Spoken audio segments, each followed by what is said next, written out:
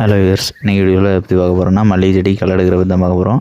நீங்கள் ஸ்க்ரீனில் பார்க்குற மல்லிகை செடி பார்த்திங்கன்னா 8 மாதம் மல்லிகை செடி. பொதுவாகவே ஒரு செடிக்கு வந்து நம்ம களை எடுக்கணும் அப்படின்னா பாத்தி அடி தண்ணி ஊற்றிட்டு இருக்கும்போது களை எடுக்கும்போது பாத்தி வந்து ரொம்பவே களையும்.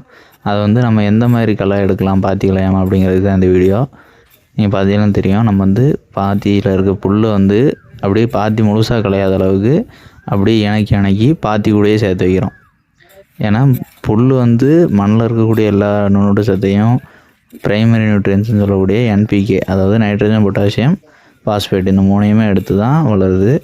அதனால் நம்ம வந்து எதையும் பிடுங்கணும் அப்படின்னா அதை முடிஞ்ச அளவு மண்ணிலேயே மக்க வைக்கிறது தான் பார்க்கணும், தூரம் கொண்டு போய் போடக்கூடாது. ஏன்னால்னா இது வந்து ஒரு கார்பன், இந்த பச்சை இலைகளெல்லாம் மக்கும்போது கார்பன் ஃபார்ம் ஆகும். அந்த கார்பன் மண்ணில் அதிகமாக இருந்துச்சுன்னா வேர் ஊடுருவதெல்லாம் நல்லாயிருக்கும். அதனால் நம்ம வந்து எந்த ஒரு களைகளை அகற்றினாலும் முடிஞ்ச அளவு மண்ணில் மக்க விடுறது தான் பார்க்கணும். நம்ம வந்து இந்த சின்ன இளம்புல்களெல்லாம் அப்படியே பாத்தி கூடையே ஏற்றி பாத்தி மேய வெட்டுற மாதிரி மேட்டாப்பில் புல்லை வலித்து அப்படி மேலே போடுறோம். இந்த மாதிரி ஆகும்போது புல்லெல்லாம் அதே இடத்துல காஞ்சி மக்கிரும், நனையும் போது மண்ணுக்கு உரமாகவும் ஆயிரும். அதனால் புல்லை வந்து அகற்றி தூர போடாமல் இருக்கணும். இந்த மாதிரி நம்ம பண்ணும்போது பாத்தி களையாமலும் புல் வெட்டலாம். பொதுவாகவே மல்லிகை செடின்னு கிடையாது, எந்த ஒரு செடியாக இருக்கட்டும், அப்படி இல்லைன்னா மரமாக இருக்கட்டும், மூட்டில் இருந்து அந்த மரத்தோடையோ இல்லைனா செடியோட வயசுக்கு ஏற்ற மாதிரி நம்ம வந்து தள்ளி தான் கிளை வெட்டுறது வந்து செய்யணும். இப்போது நம்ம கிளவரி வச்சு வெட்டுறோம், இது வந்து அதிகமான ஆழம் போகாது, மேக்ஸிமம் 2 இன்ச்சு அதுக்குள்ளேயே நின்றோம். இதே நம்ம மண்வெட்டி வெட்டுறோம் அப்படின்னா, மண்வெட்டி வச்சு கிளைகளை வெட்டுறோம் அப்படின்னா நம்ம வேகமாக வெட்டும்போது குறைஞ்சது ஒரு 3லேருந்து 4 இன்ச்சு வரை கூட மண்வெட்டியே போகும். அதே மாதிரி பெரிய புல்களெலாம் வளர்த்து வெட்டினோம் அப்படின்னா ரொம்ப ஆழமாட்ட வேண்டியிருக்கும். அந்த மாதிரி நம்ம வளர்த்து வெட்டக்கூடாது பொதுவாகவே. எதனாலன்னா வெள்ளை வேர்கள்னு சொல்லக்கூடிய இந்த ஊட்டச்சத்தை உறிஞ்சக்கூடிய வேர்கள் வந்து இந்த இப்போ மல்லிகை செடிக்கு நம்ம சொல்லிகிட்டு இருந்தோம், இதை வச்சு பார்த்துட்டோன்னா 1 அடி தூரத்துக்கு இந்த 8 மாத செடிக்கு கிடக்கும், மூட்டை சுற்றி முழுசாகவே வெள்ளை வேர்கள் கிடக்கும். அப்படி இருக்கும்போது நம்ம வந்து அதை வெட்டும்போது என்ன ஆகுனா வேர்கள் வெட்டுப்பட்டு திருப்பி வளர்கிறதுக்கு ஒரு ஸ்பெசிஃபிக் டைம் எடுக்கும். 15 நாள்லேருந்து 20 நாளுக்கு மேலே வர ஆகும் அதே அளவுக்கு வர்றதுக்கு. அப்படி ஆகிற வர அதில் இருக்கக்கூடிய ஊட்டச்சத்தை செடி வந்து எடுத்துக்காமல் தான் இருக்கும். இந்த மாதிரி ஆகிறத தடுக்கிறதுக்கும் தாவரத்தோட வளர்ச்சி கொண்டுறாமல் இருக்கிறதுக்கும் நம்ம வந்து இளம்புல்கள்லேயே அகற்றணும்.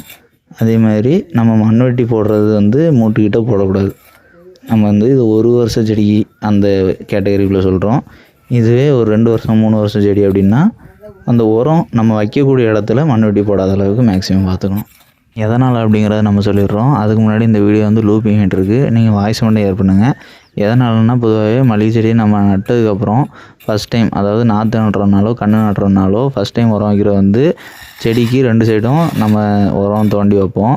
அதுக்கப்புறம் அதுலேருந்து நம்ம உரம் வச்ச இடத்துக்கு 2 சைடும் தள்ளி வைப்போம். தேர்ட் டைம், அதாவது 3வது தடவை உரம் வைக்கும்போது 2 செடிக்கு சென்டராக கணக்கு பண்ணி உரம் தோண்டி வைப்போம். அதே இடத்துல தான் திருப்பி தோண்டி வைப்போம். ஸோ இந்த மாதிரி நடக்கும்போது அந்த வேர்கள், அந்த உரத்தை எடுக்கக்கூடிய வேர்கள் வந்து வெட்டுப்படாத அளவுக்கு நம்ம புல் வெட்டணும். மோஸ்ட்லி இந்த சின்ன கிளைகளாக இருக்கும்போது நம்ம வெட்டிட்டோம்னாலே ஆழமாக வெட்ட வேண்டியிருக்காது. ஆழமாக வெட்ட வேண்டியது இல்லைன்னா வேர்கள் அதிகமாக வெட்டுப்படாது. ஒருவேளை இந்த மாதிரி களைகளை வந்து நம்ம மண்வெட்டியோ இல்லைனா களைவரியோ எதுவும் யூஸ் பண்ணி எடுக்கலை, நம்ம வந்து களைக்கொல்லி ஸ்ப்ரே பண்ணுறோம்னா என்ன களைக்கொல்லி ஸ்ப்ரே பண்ணலான்னு பார்க்கும்போது பேராக்வாட் டைக்ளோரேட் 24% எஸ்எல் ஃபார்மெட்டில் இருக்கக்கூடிய நான் செலக்டிவ் ஹெர்பிசைட் யூஸ் பண்ணுறது பெஸ்ட்டு. அதே மாதிரி இந்த களைக்கொல்லி ஸ்ப்ரே பண்ணுறவங்க வந்து அதுக்குன்னு இருக்கக்கூடிய, அதாவது களைக்கொல்லி ஸ்ப்ரே பண்ணுறதுக்கூடிய நோசில் வாங்கி ஸ்ப்ரே பண்ணுறது பெஸ்ட்டு. அப்படி இல்லைன்னா ஷீட்டு, அதாவது இந்த சில்வர் ஷீட்டை வந்து ஃபனல் டைப்பில் நம்மளே செட் பண்ணி வச்சுட்டாலும் பெஸ்ட்டு தான். எதனால்னா அந்த மாதிரி பண்ணும்போது என்ன ஆகும்னா நம்ம எந்த களைகள் மேலே அடிக்கிறோமோ அது மேலே தான் அந்த களைக்கொல்லி வந்து படும்.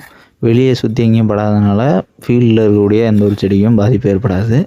அதேமாதிரி இந்த பேராக்வாட் டைக்ளோரைடுன்னு சொல்லக்கூடிய நான் செலக்டிவ் ஹெர்பிசைடை யூஸ் பண்ணுறது மூலமாக இந்த ஃபீல்டில் இருக்கக்கூடிய எந்த ஒரு தாவரத்தோட வேர்களுக்கும் எந்த பாதிப்பும் ஏற்படாது. எதனால்னா அந்தளவுக்கு ஊடுருவி பாயக்கூடிய களைக்கொல்லி அது கிடையாது. நம்ம எந்த களைகள் மேலே ஸ்ப்ரே பண்ணுறோமோ அந்த களைகளுக்கான வேர் மட்டும்தான் அழியும். இந்த மாதிரி மற்ற எந்த ஒரு தாவரத்துக்கும் சேதத்தை ஏற்படுத்தாது. அதேமாதிரி இந்த மாதிரி களைக்கொல்லி ஸ்ப்ரே பண்ணல, அப்படி இல்லைனா இந்த மாதிரி களைகள் எடுக்கிறதுக்கு மண்வெட்டியோ களைவரியோ யூஸ் பண்ணல, இப்போது பாத்தியை சுற்றி மட்டும் இல்லாமல் மற்ற இடத்துல இருக்கக்கூடிய புல்களையும் எடுக்கணும் அந்த மாதிரி நினைக்கிறவங்க வந்து வீடிங் மிஷின் யூஸ் பண்ணுறது பரவாயில்ல. ஆனால் வீடிங் மிஷினில் வந்து லோ எஃபிஷியன்சியாக இருக்கக்கூடிய, லோ ஹெச்பியில் இருக்கக்கூடிய மினி வீடரோ இல்லைனா பவர் வீடரோ யூஸ் பண்ணணும். எதனால்னா ஹெச்பி குறையும் போது அந்த பவர் வீடிங் மிஷினோட ஆழமும் குறையும். அப்படி ஆகும்போது என்ன ஆகும்னா அதிகமான வேர்களை வந்து வெளியெடுக்கிறது தவிர்க்கலாம். அதேமாதிரி ஒருவேளை வீடிங் மிஷினே யூஸ் பண்ணுறீங்க அப்படின்னாலும், இப்போ நம்ம பாத்தியில் கிண்டுறோம் இல்லையா, இந்த மாதிரி பாத்தியில் இருக்கக்கூடிய புல்லை மட்டுமே எடுக்கலாமே தவிர பாத்திக்குள்ளே இருக்கக்கூடிய புல்களை வந்து எடுக்கக்கூடாது. எதனாலனா பாத்திக்குள்ளே தான் அடர்த்தியான வேர்கள்னு சொல்லக்கூடிய அந்த பஞ்ச் ஆஃப் ஃப்ரூட்ஸ் இருக்கும். அதாவது ஆணி வேரை சுற்றி இருக்கக்கூடிய அதிகமான ஊட்டச்சத்தை உரியக்கூடிய வேர்களும் தண்ணீரை தக்க வச்சுக்கக்கூடிய வேர்களும் அந்த மூட்டுக்கிட்ட தான் அதிகமான வேர்கள் இருக்கும் இளஞ்செடிகளில். அப்படி இருக்கும்போது அந்த வேர்கள் நம்ம துண்டிக்கும் போது என்ன ஆகும்னா தாவரத்தோட வளர்ச்சி வந்து குறையும், அதாவது வளர்ச்சி தேவை ஏற்படும். அப்படி இருக்கும்போது நம்ம வந்து இப்போது மொட்டு எடுக்க வேண்டிய டைமில் மொட்டு எடுக்கிறதுக்கான கொப்புகள் கம்மியாக இருக்கும். அப்படி இல்லைன்னா எடுக்கக்கூடிய கொப்புகள்லாம் மொட்டு எடுக்க முடியாத அளவுக்கு அதுக்கான தெம்பு வந்து குறையும். வந்து அதிகமான வேர்கள் வெட்டுப்படும் போது இந்த மாதிரி சைடு எஃபெக்ட்ஸ் வந்து ஏற்படும். அதை தவிர்க்கிறதுக்கு நம்ம பாத்தியில் இருக்கக்கூடிய புல்களை வந்து வீடிங் மிஷினை வச்சு எடுத்துக்கலாம். பாத்திக்குள்ளே இருக்கக்கூடிய புல்களை வந்து முடிஞ்ச அளவு கையை வச்சோ அப்படி இல்லைனா இந்த மாதிரி களைவெறியோ யூஸ் பண்ணுறதுக்கு பாருங்கள்.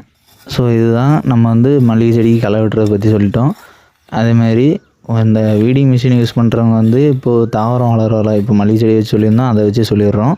இப்போ வந்து ஒரு 2 வருஷம் செடியெல்லாம் ஆகிட்டு அப்படின்னா இப்போ நம்ம 5 அடியோ 6 அடியோ அந்த 2 செடிக்கு நடுவில் மட்டும்தான் நம்ம உரம் வைப்போம். மல்லிகை செடிக்கு மூட்டுக்கிட்ட எங்கேயும் வைக்க மாட்டோம். அப்படி இருக்கும்போது அந்த உரம் வைக்கக்கூடிய இடத்துல இருக்கக்கூடிய வேர்கள் ஆழமாக வெட்டுப்படாத அளவுக்கு களைகள் எடுக்கிறதுக்கு பார்த்துக்கணும். அதுதான் பெஸ்ட்டு. ஏன்னா நம்ம உரம் வச்சதில் வந்து அந்த உரத்தை எடுத்துக்கிட்டு இருக்கக்கூடிய வேர்களை நம்ம களை எடுக்கும்போது துண்டிச்சோம்னா திருப்பி வளர்ச்சி கொண்டுரும். இந்த வீடியோவில் ஏதாவது டவுட் இருந்துச்சுன்னா கமெண்ட் பண்ணுங்கள். இந்த வீடியோ வந்து யூஸ்ஃபுல்லாக இருந்துச்சு, இந்த மாதிரி வீடியோ தொடர்ந்து பார்க்கணுன்னா நம்ம சேனலை மறக்காமல் சப்ஸ்கிரைப் பண்ணிக்கிங்க. அதேமாரி விவசாயம் செய்கிறவங்களோ அப்படி இல்லைன்னா மாடி தோட்டமோ இல்லை வீட்டு தோட்டமோ வச்சுருக்கவங்க இருந்தாங்கன்னா அவங்களுக்கு இந்த வீடியோவை மறக்காமல் ஷேர் பண்ணி விடுங்க.